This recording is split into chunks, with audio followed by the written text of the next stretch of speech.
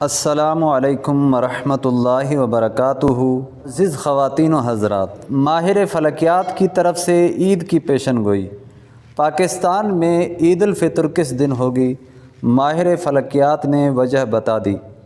اس سال ماہ رمضان کے چاند کے حوالے سے مختلف حلقوں کی جانب سے مختلف رائے سامنے آ رہی ہیں اور یہی موضوع زیر بحث ہے کہ پاکستان میں عید کب ہوگی۔ اس حوالے سے ماہرین فلکیات کا کہنا ہے کہ جن ممالک میں 20 اپریل کو سورج گرہن دیکھا جائے گا ان ممالک میں نیا چاند نظر آنے کا امکان نہیں ہے۔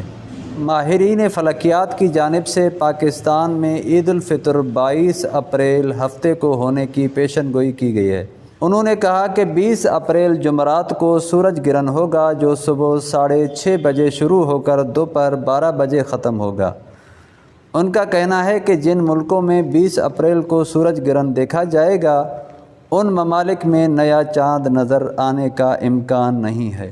رؤیت ہلال سیکریٹری جنرل خالد اعجاز مفتی نے بتایا تھا کہ شوال المکرم کا چاند دیکھنے کے لیے رؤیت ہلال کمیٹی کا اجلاس جمعرات 20 اپریل کی شام ہوگا، تاہم اس شام عید کا چاند نظر آنے کا امکان نہیں ہے، لہذا عید الفطر 30 روزے مکمل ہونے کے بعد ہفتہ 22 اپریل 2023 کو منائی جائے گی۔